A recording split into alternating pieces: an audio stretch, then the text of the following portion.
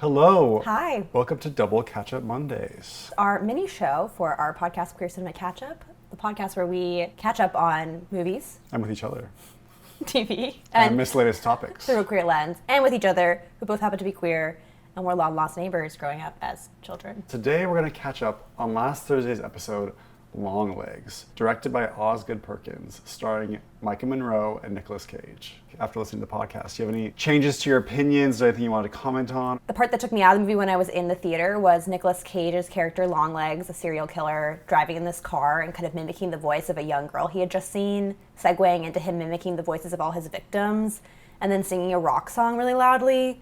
And I thought it was supposed to be creepy, but it was really just kind of like Cringy. gross and dumb. And Yeah. I was like, he's not scary. Quote from the Big Picture podcast where Osgood was discussing how he thought of Longlegs and how he thought of serial killers and how he kind of glamorized them. So he just wanted to make a serial killer that's just a big, massive piece of shit and Like a who gross is dude. cringy. And then so it was really interesting. You're like, yeah, when Longlegs is revealed, put the redacted file back up. You know, I don't want to see Yeah, I this want to guy. be scared, but I But guess it then was poking holes in my desire to be Yeah. afraid and questioning why I'm drawn into those kind of stories. And that weirdly made me like the movie more. Mm-hmm. But I think if I were to see it again, I'd be like having the same reaction. But then it's like, you shouldn't need a podcast to like tell you that you enjoy the movie, right? Like, is it important to you to go into a movie and enjoy it, or do you like the analysis afterwards? Like, what part do you like more? In my ideal world, it would be both. And there's nothing to be said for going to a movie theater and having the best experience and leaving the theater like on a, sorry, I'm losing my voice for some A reason. little choked up. Is this emotional for you? You're like, don't make me choose between the Leaving two. the theater on a high. But I do think I'll think about Longlegs after having discussed it for a while, Yeah. more so than other movies. And it doesn't have to necessarily be an either or, right? Like, it doesn't have to be a choice between like, I need to enjoy this movie or I need to be able to like analyze it after the fact and Yeah. enjoy it. It can be a combination of both. And as we discussed, there were like elements of Longlegs that we both really enjoyed. Incredible opening start to the movie. It got the mood and tone right. Yeah. Like, the acting was really wonderfully done too. It's just like some of the plot, some of the dialogue towards the end kind of fell apart for us. For sure. But it doesn't mean that it still wasn't like an enjoyable movie-going experience. And I like going to the theater feeling excited about a new film, and I was excited when I sat down.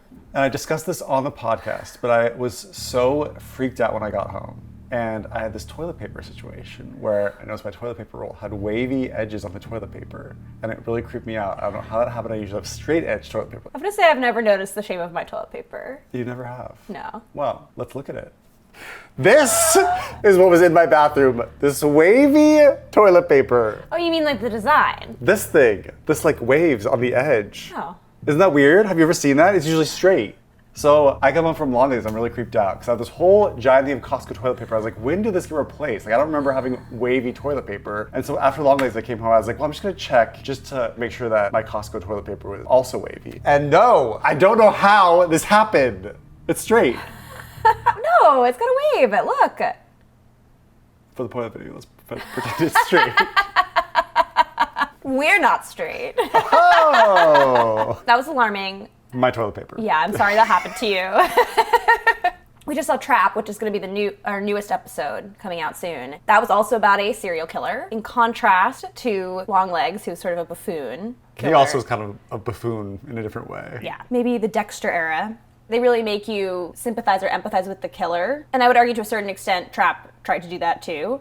But I feel like we're in this new era of being like, you know what, these guys actually kind of suck, and we shouldn't think that they're geniuses. So maybe we're just kind of saying murder is what it is. It's murder. On the community tab on YouTube, I did a poll of the 21st century movies, like which movies affected people the most. Of horror movies? Of horror movies. And it was The Ring, Longlegs, Hereditary, and The Others. And when the poll first went out, The Others was winning a lot. Now Hereditary took the top prize. I would say nobody voted for Longlegs. I should go back and vote for it because of my toilet paper situation.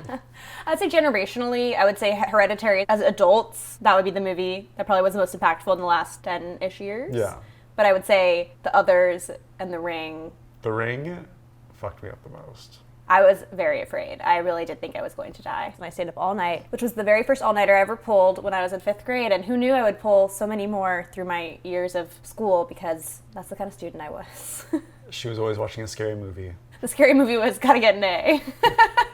Were you cramming? Like, why were you It was up so late? It was a little bit of that, a little bit of procrastination. I remember one time my friend, she was like, when I hit a certain point, it's like 11 o'clock. If I don't know it, I just go to bed. And I think I was like, oh, but inside I was horrified. Like, how could you just go to bed if you don't know everything? Why would you just give up? Why would you just give up if you could know it all, even if it meant you were going to sacrifice sleep? I was shocked. And now I see that that was a very healthy attitude. High school students out there, remember it's important to rest. It is. Our friends also got us a printer. We're so excited for it. What's the first thing you're going to be printing off with it? A flyer for Queer Cinema Catchup. Good. I want to start using the faxing element. I would like it to be known that I did not know there were going to be any props today. So in addition to being able to fax us now, you can reach us at queercinemacatchup@gmail.com. We're also on Instagram. Of course, we're on YouTube where you're watching this right now. Please reach out to us. Please comment on this video if you have discussion points that you want to talk to us about. If we forgot anything about Longlegs that we should have highlighted, or you think we say like too much, I love to hear it. And please send us your fax number.